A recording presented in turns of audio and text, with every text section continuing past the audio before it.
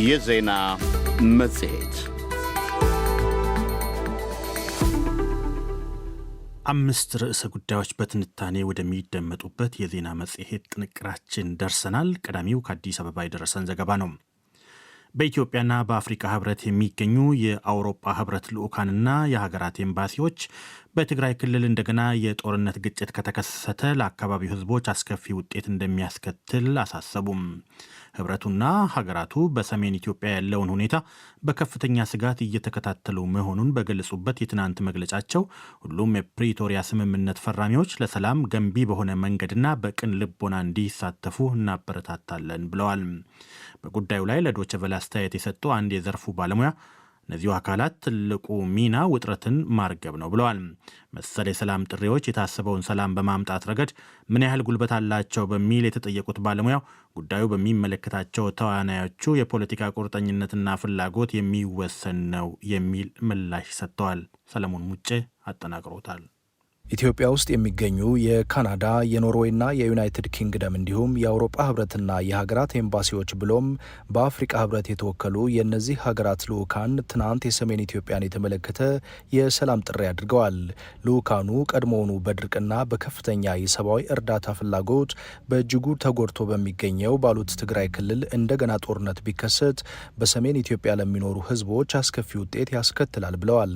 በጉዳዩ ላይ ሙያዊ አስተያየት የጠየቅናቸው በውጭ ጉዳይ ኢንስቲትዩት የአፍሪካ ቀንድ ከፍተኛ ተመራማሪ የሆኑት ዶክተር ጋሻው አይፈራም እነዚህ ሀያላን ሀገራት ቀጠናዊ ችግር ሊያስከትሉ የሚችሉ ውጥረቶችን ማርገብ ላይ አይተኬ ያሉት የዲፕሎማሲ ሚና ይኖራቸዋል።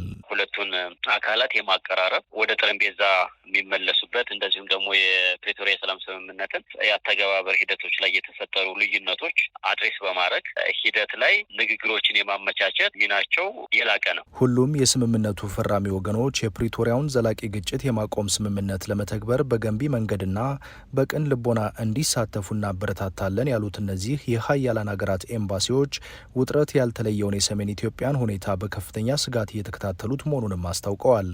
የአፍሪካ ቀንድ ከፍተኛ ተመራማሪው ዶክተር ጋሻው እንደሚሉት እንዲህ ያለው ጥሪ የሚቀርበው አህጉር ዘለል ቀውስ ስለሚያሳስባቸው ጭምር ነው። ቀጠና ውስጥ ባለው ሁኔታ ውስጥ ይሄ ቀጠና ሌላ ግጭት የማስተናገድ አቅም አይኖረውም። የሚፈጠር ማናቸውም ግጭት ድንበር ዘለል ነው የሚሆነው። ድንበር ዘለል ብቻ ሳይሆን አህጉር ዘለልም ይሆናል። አፍሪካ ውስጥ ቢያንስ 3 ግጭት አለ። ለኛ ሀገር ቅርብ የሆነ አፍሪካ ቀንድ ውስጥ ያለ ግጭት አለ። ሱዳን ውስጥ ያለ ግጭት ማለት ነው። ሶማሊያ ውስጥ ያልተረጋጋ ሁኔታ አለ። ደቡብ ሱዳንም ውስጥ ያልተረጋጋ ሁኔታ አለ።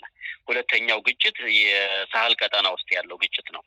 ሶስተኛው ግጭት ደግሞ ታላላቅ ሀይቆች ወይም ግሬት ሌክስ የምንለው አካባቢ ያለ ግጭት ነው። እጅግ ውስብስብ የሆኑ ቀውሶችን እያስተናገደ ያለ ቀጠና ነው። ቀጠናው ማስተናገድ ከሚችለው ውጥረትና ማስተናገድ ከሚችለው ቀውስ በላይ ነው እያስተናገደ ያለውና ማናቸውም የሚፈጠሩ ቀውሶች ወይም ደግሞ ወደ ግጭትና ወደ ጦርነት ሊያመሩ የሚችሉ ውጥረቶች ለአካባቢው ብቻ ሳይሆን ከአካባቢው ባለፈም አህጉር ዘለል የሆኑ ቀውሶችን የመፍጠር እድሉ ከፍተኛ ነው። የአውሮፓ ህብረት፣ የኢትዮጵያና የአፍሪካ ህብረት ብሎም የየሀገራቱ ኤምባሲዎች የአፍሪካ ህብረት የአፍሪካ ቀንድ ከፍተኛ መልእክተኛ ኦሉሴጉን ኦባሳንጆ ኢትዮጵያ ውስጥ የጀመሩትን የንግግር ጥረት እንደሚያከብሩና እንደሚደግፉ አስታውቀዋል። እንዲያም ሆኖ የሰላም ጥሪ ምን ያህል ተጨባጭ ለውጥ የሚያመጣና ጉልበት ያለው ነው የሚለውም የሚነሳ ጥያቄ ነው። ምን ያህል ጉልበት ይኖረዋል? እሱ እንደየተዋናኙ የፖለቲካ ኮሚትመንት ፍላጎት የሚታይ ነው የሚሆነው። ያ ማለት ያሉ ውጥረቶችን ለማርገብ የሚደረጉ እርምጃዎች፣ ተግባራዊ እርምጃዎች ወሳኝ ሚና ይኖራቸዋል ማለት ነው። እነኚህን ተግባራዊ እርምጃዎች ለማድረግ ግን የግድ የሚያመቻች ውጥረትን የሚያረግብ አካል ግን ያስፈልጋል። በተናጠል የምትወስዳቸው እርምጃዎች በሌላኛው አካል ተቀባይነት የማይኖራቸው ከሆነ ወይም ሌላኛው አካል ተመሳሳይ ውጥረትን ለማርገብ እርምጃ ካልወሰደ ተናጠላዊ የሆነ ውጥረትን የማርገብ እርምጃ ብዙ ስኬታማ ላይሆን ይችላል። ኦሉሴጉን ኦባሳንጆ ሰኞ ዕለት በመቀሌ ያደረጉትን ጉብኝት በበጎ እንደሚመለከተው በኢትዮጵያ የዩናይትድ ስቴትስ ኤምባሲ በዚሁ ሳምንት ገልጿል።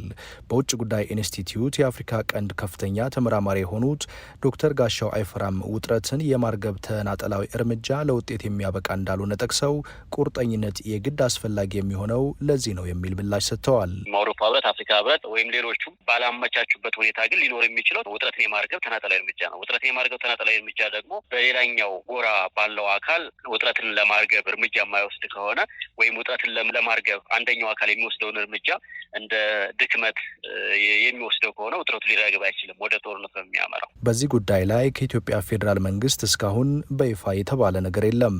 ለዲ.ደብልዩ ሰለሞን ሙጬ ከአዲስ አበባ። ሰሞኑን በደቡብ ሱዳን በሚገኙ የተባበሩት መንግስታት የሰላም አስከባሪዎች ላይ የተፈጸመውና 2 ኢትዮጵያውያን ወታደሮች የተገደሉበት ጥቃት በአገሪቱ እየተፈጸሙ ያሉ በርካታ ጥቃቶች አካል መሆኑን አንድ የከፍተኛ የጸጥታ ጉዳዮች ተመራማሪ ተናገሩም። ተመራማሪው ለዶይቼ ቬለ እንዳሉት በዚህ ዓመት ብቻ ወደ 36 የሚሆኑ የሰብአዊ ድጋፍ ሰራተኞች በደቡብ ሱዳን ተገድለዋል። በአህጉሪቱ ከሚሰማሩ የሰላም አስከባሪዎች መካከል በተለይ በአፍሪካ ህብረት ስር የሚሰማሩት ይበልጥ ለጥቃት ተጋላጭ መሆናቸውንም አብራርተዋል። እስክንድር ፍሬው በተባበሩት መንግስታት ድርጅት ተመድ የደቡብ ሱዳን ተልዕኮ ስር የተሰማሩ 2 የኢትዮጵያ ሰላም አስከባሪ ወታደሮች በታጣቂዎች በተፈጸመ ጥቃት መገደላቸው የተገለጸው ባለፈው ሰኞ ነው። በጆንግሌ ግዛት መደበኛ ቅኝት በማድረግ ላይ በነበሩት የሰላም አስከባሪ ቡድኑ አባላት ላይ ማንነታቸው አልታወቀም የተባሉት ታጣቂዎች በፈጸሙት ጥቃት 3 ተጨማሪ ኢትዮጵያውያን ሰላም አስከባሪዎች፣ 2 የአካባቢው ፖሊሶችና 2 የቡድኑ ሲቪል አባላት መቁሰላቸውም ተገልጿል። በእንግሊዝኛው ምህጻረ ቃል አይኤስኤስ ተብሎ በሚጠራው የጸጥታ ጥናት ተቋም ከፍተኛ ተመራማሪ የሆኑት መረሳ ካሱ ለዶይቼ ቬለ እንደገለጹት የአሁኑ ክስተት በሀገሪቱ እየተፈጸሙ ያሉ በርካታ ጥቃቶች አካል ነው። የኢትዮጵያ ፒስ ኪፐሮች ወይ ደግሞ የሰላም አስከባሪዎች ባልነበሩበት ጊዜ የኢንዲያን ሰላም አስከባሪዎች ነበሩበት። እዛ ቦታ ላይ ከ5-7 ዓመት በፊት ነበሩበት እና እነሱም በተደጋጋሚ ጥቃት ሲደርስባቸው ነበረ። የኢትዮጵያኖችም በእርግጥ በተደጋጋሚ ጥቃቶች ሲደርሱ ነበረ። ምን ያህል በኢትዮጵያኖች ላይ ብዬ መናገር አሁን ባልችልም ነበረ፣ በሌሎች ሰላም አስከባሪዎችም ነበረ። ስለዚህ አዲስ ነገር አይደለም። ይሄ ጥቃቱ በተለይ በሰብአዊ መብት ላይ የሚሰሩ ሰብአዊ ድጋፍ ላይ የሚሰጡ ሂማኒታሪያን ወርከርስ ኢንተርናሽናል ሰዎች የሆኑት ማለት ነኝ ብዙ ጥቃት ደርሰባቸዋል። ለምሳሌ በዚህኛው ዓመት ብቻ ወደ 36 የሚሆን የሰብአዊ መብት እርዳታ የሚያቀርቡ ተገድለዋል ሳውት ሱዳን ላይ። በጁባ የሚገኘው የኢትዮጵያ ኤምባሲ ባወጣው መግለጫ በሰላም አስከባሪዎቹ ላይ የተፈጸመውን ጥቃት በእጅጉ አውግዟል። የሀገሪቱ ባለስልጣናት አፋጣኝ ምርመራ እንዲያካሂዱና ጥቃቱን የፈጸሙትን አካላት ተጠያቂ እንዲያደርጉም ጥሪ አቅርቧል። የተባበሩት መንግስታት ድርጅት ባወጣው መግለጫም ጥቃቱን አውግዟል። በሰላም አስከባሪ ቡድኖች ላይ የሚፈጸም ጥቃት በዓለም አቀፍ ሕግ መሰረት እንደ ጦር ወንጀል ሊቆጠር እንደሚችልም አስታውቋል። የተባበሩት መንግስታት ድርጅት የሰላም አስከባሪ ቡድኖችን ማሰማራት የጀመረው እንደ ጎርጎሮሳውያኑ የዘመን አቆጣጠር በ1948 ዓ.ም ነው። ከዚያን ጊዜ ጀምሮ በ71 ሀገራት ከተሰማሩት ከ2 ሚሊዮን በላይ ወታደሮች፣ ፖሊሶችና ሲቪሎች ግማሽ ያህሉ የተሰማሩት በአፍሪካ ነው። በዓለም አቀፍ ደረጃ እስካሁን ህይወታቸውን ያጡት ሰላም አስከባሪዎች ቁጥር ወደ 4500 መሆኑንም መረጃዎች ያመለክታሉ። በአፍሪካ የሚሰማሩ የሰላም አስከባሪዎችም ለጥቃትና ለሞት ተጋላጭ መሆናቸውን ተመራማሪው አመልክተዋል። በተባበሩት መንግስታት ድርጅት ስር ከሚሰማሩት ይልቅ በአፍሪካ ህብረት ስር የሚሰማሩት ይበልጥ ተጋላጭ መሆናቸውንም አቶ መረሳ ጠቁመዋል። ለዚህ ደግሞ ምክንያት ያሏቸውን አብራርተዋል። የዩኤን እንደ ተዋጊ ሆኖ አይደለም ወደ ሰላም ማስከበር የሚሄደው። ዋናው ዓላማው ሰላም ማስከበርና የሰላም ስምምነቱ እንዲፈጸም ያግዛል። የአፍሪካ ህብረት ግን እንደ ተዋጊ ሆኖም ይሰማራል ማለት ነው። የሶማሊያ ትልቁ ምሳሌያችን ነው። በዋናነት ሶማሊያ ላይ ያለው የአፍሪካ ህብረት ሰላም አስከባሪ ከአልሸባብ ጋር የሚዋጋ ነው ማለት ነው። የዩኤን ሚሽን በሌላ ላይ የውል ግን ከተለየ ግሩፕ በቀጥታ የሚዋጋ አይደለም። ስለዚህ እሱ ምን ያደርገዋል? የአፍሪካ ህብረት ሚሽን በጣም ዴድሊ ያደርገዋል ማለት ነው። ለዛ ነው አሁን አንዳንድ ፊገሮች ምን ያሳያል? አፍሪካ ህብረት በሶማሊያ ብቻ ያገኘው የካዥዋሊቲ ዩኤን በ78 ዓመቱ ያልደረሰበት ጥቃት ነው የደረሰበት ነው የሚባለው። በደቡብ ሱዳን ያለው ግጭት መነሻ በሁለት የሀገሪቱ የፖለቲካ መሪዎች መካከል ያለው የስልጣን ትግል ነው። የዲንካ ብሔረሰብ ተወላጅ በሆኑት የሀገሪቱ ፕሬዝዳንት ሳልቫኪር ማያርዲትና የኑዌር ብሔረሰብ ተወላጅ በሆኑት ተቀናቃኛቸው ሪክ ማቻር መካከል ያለው ይሄው ትግል አደባባይ የወጣውና ወደ ግጭት የተቀየረው ደግሞ በ2013 ዓ.ም ነበር። ያኔ ፕሬዝዳንቱ ምክትላቸውንና ተቀናቃኛቸውን ከስልጣን በማንሳት መፈንቅለ መንግስት በማሴር ወነጀሏቸው። ያንን ተከትሎ ለ5 ዓመታት የተካሄደው ጦርነት በ2018 በተፈረመ የሰላም ስምምነት አብቅቶ ነበር። ግጭቱ እንደገና ያገረሸው በ2025 መጨረሻ አካባቢ ነው። ለዲ.ደብልዩ እስክንድር ፍሬው ከአዲስ አበባ። የሀገራዊ ምክክር ጉባኤ መጠናቀቅን ተከትሎ የፖለቲካ ፓርቲዎች የተለያዩ አስተያየቶችን በመስጠት ላይ ይገኛሉ። የኢትዮጵያ ዜጎች ለማህበራዊ ፍትህ ኢዜማ ትናንት ባወጣው መግለጫ የሀገራዊ ምክክሩ ምክር ሀሳቦችን አተገባበር የሚከታተል ገለልተኛና ህጋዊ ያለው አካል እንዲቋቋም ጠይቋል። የመላው ኢትዮጵያ አንድነት ድርጅት መኢአድ ሀገራዊ ምክክር ተደርጓል ብሎ እንደማያምን በገለጸበት መግለጫው ደግሞ በጉባኤው ሊነሱና ሊነካኩ የማይገባቸው ያላቸው አጀንዳዎች እንደነበሩ ጠቅሶ ይህም አደጋ የሚያመጣ መሆኑን ገልጿል። ነጻነትና እኩልነት ፓርቲ በበኩሉ ምክክሩ የእርስ በርስ ግጭቶች ቆመው በሁሉም አካባቢዎች አስተማማኝና ዘላቂ ሰላም እንዲሰፍን አስተዋጽኦ ያበረክታል ብሏል። ሰለሞን ሙጬ ተከታዩን ዘገባ ልኮልናል። በሀገራዊ ምክክር ጉባኤው የተሳተፈው የኢትዮጵያ ዜጎች ለማህበራዊ ፍትህ ኢዜማ ትናንት በጽህፈት ቤቱ በሰጠው መግለጫ የሂደቱ ወሳኝ ምዕራፍ ያለውና ምክክር ኮሚሽን ምክረ ሀሳቦችን ለመንግስትና ለህዝብ የሚያቀርብበት ሂደት እንዲሁም ትግበራ ይቀራል ብሏል። ኮሚሽኑ ምክረ ሀሳቦችን በሚያቀርብበት ወቅት የምክክሩን መንፈስና ለተመካካሪዎች በንባብ የቀረበውን የመጨረሻ ምክረ ሀሳብ ብቻ ባከበረ መልኩ እንዲሆን ማሳሰቢያ ያስተላለፈው ፓርቲው የቀረቡት 400 ምክረ ሀሳቦች ለህዝብ ይፋ እንዲደረጉ ይህም ከጥቃቅን ቡድኖች ጀምሮ የተደረጉ ውይይትና ቃለ ጉባኤዎችን በማገናዘብ እንዲከወን ምክረ ሀሳቡን በፍጥነት እንዲፈጸምና አተገባበሩን የሚከታተል ያለው ገለልተኛና ህጋዊ አካል እንዲቋቋም ጠይቋል። ከምክክር ሂደቱ ከ2 ዓመት በፊት ራሱን ያገለለው የመላው ኢትዮጵያ አንድነት ድርጅት መኢአድ በበኩሉ ምክክሩ ውሉን ስቶ ያለ ውጤት ተጠናቋል ብሏል።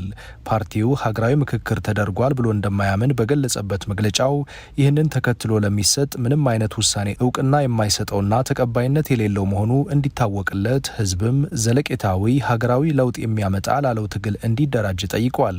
በጉባኤው ሊነሱና ሊነካኩ የማይገባቸው ያላቸው አጀንዳዎች እንደነበሩም የፓርቲው ፕሬዝዳንት አብርሃም ጌጡ ለዶይቼ ቬለ ተናግረዋል።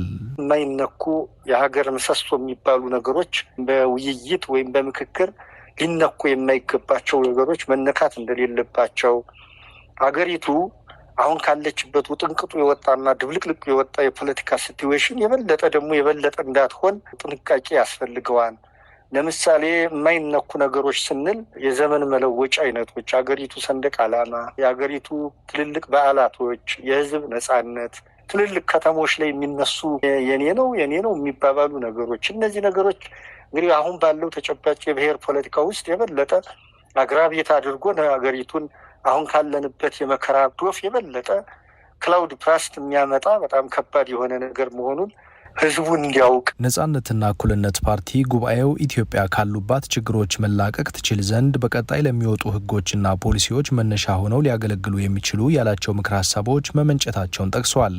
ምክክሩ በተለያዩ አካባቢዎች ያሉ የእርስ በርስ ግጭቶች ቆመው በሁሉም አካባቢዎች አስተማማኝና ዘላቂ ሰላም እንዲሰፍን፣ ዜጎች በማንኛውም ጊዜና ቦታ በነጻነት የመንቀሳቀስና የመኖር መብታቸው እንዲከበር፣ የግለሰብና የቡድን መብቶች በአስተማማኝ ሁኔታ እንዲጠበቁ፣ የዜጎች ሰብአዊና ዲሞክራሲያዊ መብቶች፣ የእምነትና የአምልኮ ነጻነቶች ሳይሸራረፉ እንዲከበሩ፣ በክልሎችም መካከል ፍትሐዊና ተመጣጣኝ እድገት እንዲረጋገጥ አስተዋጽኦ ያበረክታል ብሎ እንደሚያምን አስታውቋል። ሌላው በዚህ የምክክር ጉባኤ የተሳተፈው የኢትዮጵያ ሶሻል ዲሞክራቲክ ፓርቲ ኢሶዴፓ በተለይ አዲስ አበባን በተመለከተ ፓርቲው ያለውን አቋም የፓርቲው ምክትል ሊቀመንበር ዶክተር ራሄል ባፌ ነግረውናል። ክልሎች በየራሳቸው ይወስኑ፣ የክልል መንግስታትና የክልሉ ህዝብ ይወስኑ መቀመጫቸውን ተብሎ በመርህ ደረጃ በህገ መንግስቱ ይታለፍ የተባለው እንደ ሶዴፓ ፌር ነው ብለን ነው የምንወስደው። ግን የሚያጨቃጭቅ አይደለም ካለው ትሬንድም ስናይ። በሌላ በኩል ከኦሮሚያም በተነሳው ጥያቄ የኦሮሚያ አካል ብትሆን የተባለውም እሱ የፌዴራል ከተማ የአንድ ሀገር ካፒታል በየትኛውም ታሪክም በዓለም ስናይ የአንድ ክልል የሚያስተዳድረው ሆኖ እኔ በበኩሌ አልሰማውም እና እንደዛም አስኬድም ነበር። በዛ ልክ ውይይቶች ነበሩ ሰፋ ያሉ። ፋይናል ምክረ ሀሳብ በምን መልኩ ይመጣል የሚለው ገና በኮሚሽነሮች በኩል የሚገለጽ ነው የሚሆነው። ግን የሶዴፓ ስታንድ ይህን ይመስላል። ለዚህ የፓርቲው አቋማቸው ምክንያት ያሉትንም ኃላፊዋ ገልጸዋል። አዲስ አበባ የሁሉም ኢትዮጵያዊ ከተማ እንደሆነች የሀገሪቱም ካፒታል እንደሆነች እናስባለን። ኢንክሉሲቭሊ ሁሉንም ታካትታለች። የኔ የምትባል አይደለችም። ሁሉንም ብሔረሰቦችን፣ ዜጎችን አካታ የያዘች ሁሉም የገነባት ከተማ ናትና ሁላችንንም የእኩል የምታስተናግድ ከተማ እንደሆነች ነው ምናምነው። የሀገራዊ ምክክር ጉባኤ ባለፈው ሳምንት ነሐሴ 16 ቀን 2018 ዓ.ም መቋጨቱ ይታወሳል። ለዲ.ደብልዩ ሰለሞን ሙጬ ከአዲስ አበባ። ተከታዩ ዘገባችን ወደ አትላንታ ጆርጂያ ነው የሚወስደን። በኢትዮጵያ ትግራይ ክልል በሰላማዊ ሰዎች ላይ ይደርሳል ያሉት የድሮን ጥቃት በአስቸኳይ እንዲቆም የትግራይ ዳያስፖራ ድርጅቶች ጥሪ ያቀረቡም። የትግራይ ማህበረሰብ ዳያስፖራ ድርጅቶች በጋራ ባወጡት መግለጫ የተባበሩት መንግስታት ድርጅት፣ የአፍሪካ ህብረት፣ የአውሮፓ ህብረትና ሌሎች የሚመለከታቸው መንግስታትን ጨምሮ ዓለም አቀፍ ማህበረሰብ የድሮን ጥቃቱን በአስቸኳይ ለማስቆም ያለምንም መዘግየት እርምጃ እንዲወስዱ ጥሪ አቅርበዋል። ታሪኩ ኃይሉ ተጨማሪ ዘገባ አለው። ከቅርብ ጊዜ ወዲህ ትግራይን በሚያስተዳድረው ህዝባዊ ወያኔ ሓርነት ትግራይ ህወሓትና በፌዴራል መንግስቱ መሀል የተፈጠረው ውጥረት እየተባባሰ መምጣቱን ተከትሎ በክልሉ የተለያዩ አካባቢዎች የድሮን ጥቃቶች መፈጸማቸው እየተዘገበ ነው። የትግራይ ዳያስፖራ የሲቪል ማህበረሰብ ድርጅቶች እነዚህን የድሮን ጥቃቶች አጥብቀው እንደሚያወግዙ ባወጡት የጋራ መግለጫ አስታውቀዋል። የተባበሩት መንግስታት፣ የአፍሪካ ህብረት፣ የአውሮፓ ህብረትና ሁሉም የሚመለከታቸው መንግስታትን ጨምሮ ዓለም አቀፉ ማህበረሰብ የድሮን ጥቃት ዘመቻውን ለማስቆም ያለምንም መዘግየት እርምጃ እንዲወስዱም ድርጅቶቹ ጥሪ አቅርበዋል። እነዚህ የተለያዩ ክስተቶች ሳይሆኑ በሲቪሎች ላይ እየጨመረ የመጣው ወታደራዊ ጥቃት ተከታዮች መሆናቸውን የገለጹት ድርጅቶቹ ሰው አልባ ድሮኖችን በሰላማዊ ሰዎች ላይ እንደገና ጥቅም ላይ ማዋል የዓለም አቀፍ የሰብአዊነት ህግ ከባድ ጥሰት መሆኑንም አመልክተዋል። ድርጅቶቹ አክለውም ሆን ተብሎ ወይም በግዴለሽነት በሰላማዊ ሰዎችና ንብረቶቻቸውን የድሮን ጥቃት ኢላማ ማድረግ እንደ ጦርነት ወንጀል እንደሚቆጠር እንደ ጎርጎሮሳዊ ጊዜ አቆጣጠር ከ2020 እስከ 2022 በተካሄደውና የዘር ማጥፋት ባሉት ጦርነት ማንም ተጠያቂ አለመደረጉ የትግራይ ህዝብን ለዚህ አዲስ አመጽ እንዲጋለጥ ማድረጉን በዚህ መግለጫቸው አስገንዝበዋል። በትግራይ ህዝብ ላይ የኢትዮጵያ ፌዴራል መንግስት ይሰነዝረዋል ያሉትን ሁሉንም የድሮንና የአውሮፕላን ጥቃቶች በትግራይና አካባቢው የሚደረጉ ወታደራዊ እንቅስቃሴዎችና በሰላማዊ ሰዎችና በሲቪል መሰረተ ልማቶች ላይ የሚካሄዱ ጥቃቶችን በአስቸኳይና በቋሚነት እንዲያቆም ድርጅቶቹ ጠይቀዋል። በተጨማሪም በሰብአዊ እርዳታ በጀትና በሕክምና ተደራሽነት ላይ የተጣሉትን ገደቦች በሙሉ እንዲያነሳና የተፈናቀሉት ወደ ቤታቸው እንዲመለሱ ሲሉ ጥሪ አቅርበዋል።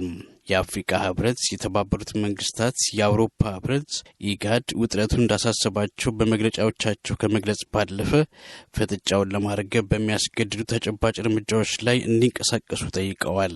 በዓለም አቀፍ ዋስትናዎች የተደገፈ ሁሉን አቀፍና ዘላቂ የፖለቲካ ስምምነት ተደርሶ ግጭቱ እንዲቆም፣ በትግራይ ህዝብ ላይ ለሚፈጸሙ ወንጀሎች ተአማኒና ገለልተኛ ተጠያቂነት እንዲኖርም ድርጅቶቹ አሳስበዋል። በዚህ የድሮን ጥቃት ጉዳይ ላይ ከኢትዮጵያ ፌዴራል መንግስትም ሆነ ከሀገር መከላከያ ሰራዊት እስካሁን የተባለ ነገር የለም። በትግራይ ክልል ስላለ ሁኔታ የመንግስትን አስተያየት ለማካተት ወደ ኮሚኒኬሽን አገልግሎት ሚኒስቴር ስልክ ብንደውልም ምላሽ አላገኘንም። ጉዳዩን በቅርበት የሚከታተሉትና ለአክሱማውያን ሚዲያ የሚሰሩት የሚዲያ ባለሙያው አቶ ግዴ ተስፋይ በሰጡን አስተያየት ግጭቱን ለመቀልበስ ወደ ሰላማዊ ድርድር መመለስ ይቻላል ባይ ናቸው። በእኔ እምነት አሁንም ሰላማዊ መንገድ ነው የሚያዋጣው። አሁንም መደራደር ይቻላል። እውነተኛ ጥያቄ የትግራይ ህዝብን ጥያቄ የያዘ እውነተኛ ጥያቄ ምንድን ነው? ሰላማዊ በሆነ መንገድ ግዛታችንን፣ ጥቅማችንን እንዲከበር የትግራይ ወደ ኮንስቲቱሽኑ እንመለስ፣ ፍትህ እናግኝ። ከዚህ በፊት ለተጎዳ ነው ካሳ ፍትህ እናግኝ። በሁለት ጎራ የቆሙት ተፋላሚ ኃይላት ወደ ውጊያ የሚያስገባቸው የስልጣንና የተጠያቂነት ጉዳይ መሆኑን የተናገሩት አቶ ተስፋይ እኔ ያሸንፋለሁ ከሚለው አባዜ በመውጣት ለህዝቡ ሰላም መረጋገጥ መቆም እንዳለባቸው አመልክተዋል። የስልጣን ጉዳይ ነው፣ የተጠያቂነት ጭምር ጉዳይ ነው ወደ ውጊያ የሚያስገባቸው። ስለዚህ እነዚህ ሰዎች መሸናነፍ አለባቸው ማለት ነው። ለህዝቡ ግን የስልጣን ጉዳይ አይደለም፣ የአደጋ ጉዳይ ነው፣ በተለይ ለትግራይ ህዝብ። ለዶይቼ ቬለ ሬዲዮ ለተጠናቀረው ዘገባ ታሪኩ ኃይሉ ከአትላንታ ጆርጂያ። ተከታዩና የመጨረሻው ዘገባችን በአማራ ክልል የ12ኛ ክፍል ተማሪዎች በጸጥታ ችግር ውስጥ ሆነው ከፍተኛ ውጤት ማስመዝገባቸውን ነው የሚነግረን። በዘንድሮ የ12ኛ ክፍል ሀገራዊ ፈተና የአማራ ክልል የማለፍ ምጣኔ 15.56 በመቶ መድረሱ ተገልጿል። ተማሪዎቹ በክልሉ ያለው የጸጥታ ችግር ተጽዕኖ ባያሳድርባቸው ኖሮ ከዚህ የላቀ ውጤት ሊያስመዘግቡ እንደሚችሉም ተነግሯል። የደሴ ይሁኔ ወልዱ መታሰቢያ ልዩ አዳሪ ትምህርት ቤት ለተከታታይ ዓመት ያስፈተናቸውን ተማሪዎች ሙሉ በሙሉ ማሳለፉም ተሰምቷል። ኢሳያስ ገላው ዝርዝር ዘገባ አለው። አስቸጋሪ የጸጥታ መደፍረስን ተጋፍጠን በትምህርታችን የተሻለ ውጤት ማምጣት ችለናል የሚለው የደሴ ይሁኔ ወልዱ መታሰቢያ ልዩ አዳሪ ትምህርት ቤት ተማሪ ሙባረክ መሐመድ በዘንድሮው የ12ኛ ክፍል ሀገር አቀፍ ፈተና 587.17 ውጤት በማምጣት በአማራ ክልል ሶስተኛውን ትልቅ ውጤት አምጥቷል። በክልሉ ያለው የጸጥታ ሁኔታ የተረጋጋ ቢሆን ኖሮ ከዚህም በላይ የላቀ ውጤት አመጣ ነበር ሲል ይናገራል።